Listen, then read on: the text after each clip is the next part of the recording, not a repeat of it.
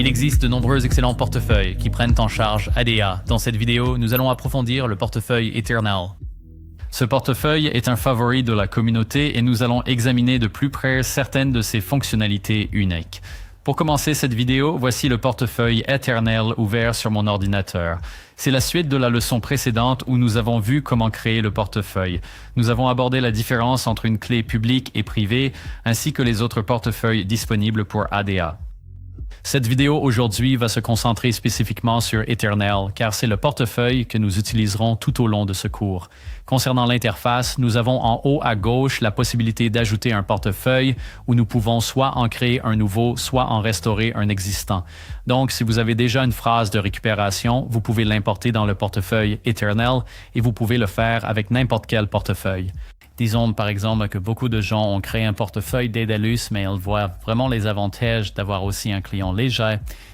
Vous pouvez donc avoir votre portefeuille dans Daedalus, mais vous pouvez aussi utiliser la fonction restaurer le portefeuille pour importer votre phrase de récupération et utiliser le client léger pour Eternal. C'est vraiment génial. Vous pouvez aussi connecter un portefeuille matériel comme un ledger ou un trésor où vous pouvez importer. Nous avons déjà notre portefeuille ici. Pour ce qui est de la page principale, vous avez le compte. Ici, vous pouvez voir plusieurs comptes avec un seul portefeuille. Si vous allez dans la liste des comptes, vous pourrez voir ce compte. C'est idéal, par exemple, si vous voulez un compte pour tous vos jetons, un autre pour tous vos jetons non fongibles, ou pour déléguer à différents bassins de mise, des choses comme ça. Vous s'adressez à un résumé. Ici, sur la droite, se trouve l'historique des récompenses, un tableau de bord qui vous montre combien d'ADA vous avez gagné. Vous avez le total des fonds pour ce compte qui affiche votre solde en ADA. La liste des jetons vous donne la liste de tous les actifs natifs, qu'il s'agisse de jetons ou de jetons non fongibles. Les listes UTEX aussi qui montrent en gros toutes les transactions non dépensées de ce portefeuille. Transaction sera simplement une liste de votre historique de transactions. Vous pouvez voir les transactions terminées ainsi que celles en attente. Envoyer et recevoir, cela vous permettra essentiellement d'envoyer des actifs vers un autre portefeuille. En gros, vous saisissez une adresse de réception, indiquez les actifs à envoyer et la quantité, puis entrez un mot de passe de dépense pour confirmer la transaction. Un aspect vraiment génial d'Eternal est leur partenariat avec MuesliSwap, l'un des projets d'échange décentralisé sur Cardano pour intégrer cette fonction d'échange de jetons directement dans le portefeuille. Ensuite, nous irons sur Recevoir, l'option suivante dans le portefeuille. Vous pouvez copier cette adresse publique. Gaz est sourcé, puis ici, vous pourrez essentiellement recevoir tous vos actifs sur ce portefeuille. Le staking, il y a donc un centre de staking intégré. Nous examinerons certains de ces différents paramètres pour les stake pools dans une prochaine leçon, alors restez à l'écoute pour en savoir plus sur tous les différents stake pools parmi lesquels vous pouvez choisir. Ensuite, il y a le vote qui sera lié au Project Catalyst. Encore une fois, ce sera couvert dans une future leçon. Et enfin, les paramètres. Et c'est une interface très simple. Vous pouvez bien sûr choisir entre le mode clair et le mode sombre, ce qui est appréciable. Je suis un grand fan du mode sombre. Je trouve qu'il repose vraiment les yeux. Alle vriend substance intrasende dans le paramètre is onderkog einbonde que nous allons examiner et le collatéral. Le collatéral est donc quelque chose que vous devrez définir dans un portefeuille que vous utiliserez pour vous connecter à différentes applications décentralisées. La procédure est très simple. Il suffit d'activer cette option, de saisir notre mot de passe de dépense et cela confirmera une transaction. Nous pourrons commencer à utiliser le portefeuille pour différentes applications décentralisées. Mais avant toute chose, maintenant que nous avons fait le tour de l'interface utilisateur, nous devons envoyer de l'ADA sur ce portefeuille.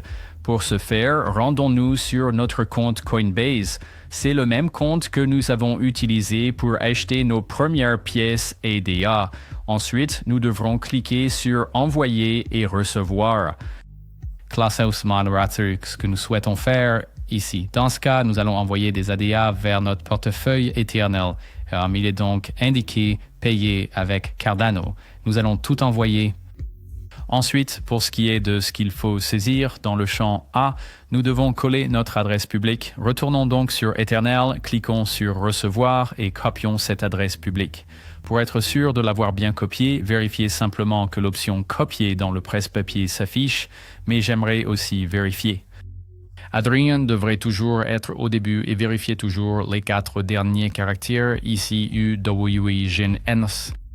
Assurons-nous d'avoir bien collé l'adresse ADR1 et UWGN pour les 4 derniers caractères. Ça a l'air bon. Cliquons sur Continuer. Une vue d'ensemble de la transaction s'affichera. On peut y voir le montant en dollars et en ADA, le destinataire, les frais de transaction et le total. Alors, cliquons sur Envoyer maintenant et il nous sera demandé de vérifier cette transaction via l'application d'authentification à 2 facteurs de Google. Nous avons confirmé le code avec l'authentification à 2 facteurs de Google et nous voyons la confirmation de la transaction. Nous avons donc envoyé ce montant d'ADA à notre adresse publique. Cela prendra quelques instants pour que la transaction soit validée par la blockchain, mais en gros, ce que nous verrons apparaître dans notre portefeuille, si nous cliquons sur Transaction, sera ce montant d'ADA. Wow, c'était vraiment très rapide pendant que j'enregistre. Donc, 19 ADA viennent d'apparaître dans notre portefeuille. Incroyablement rapide.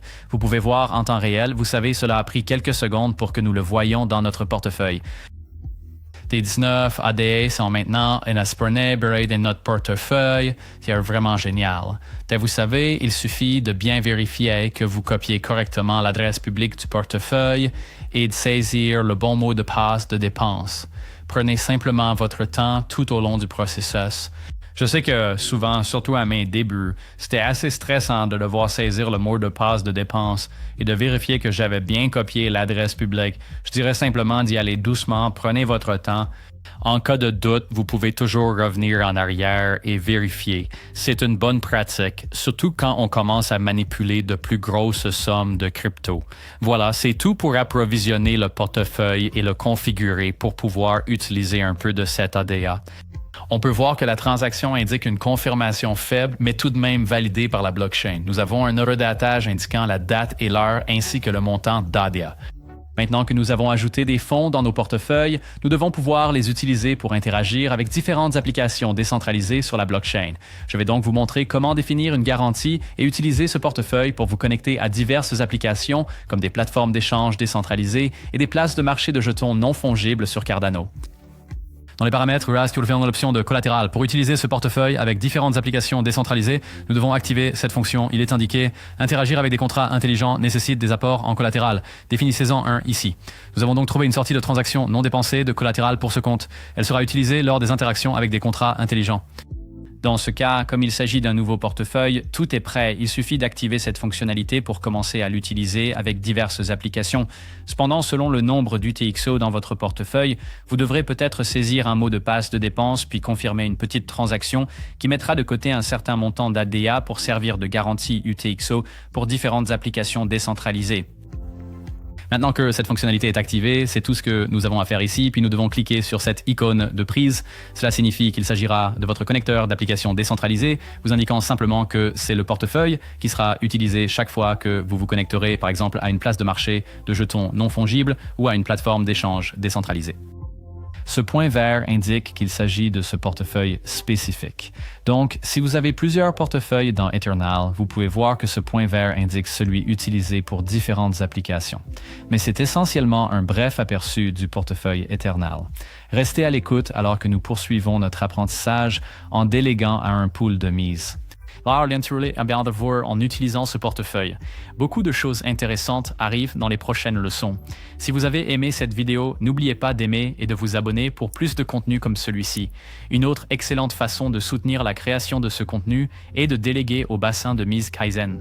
Rejoignez-nous pour le prochain épisode de notre cours Cardano Santa. Nous allons apprendre à configurer un portefeuille Material Ledger pour sécuriser nos actifs cryptographiques. Je vous y attends.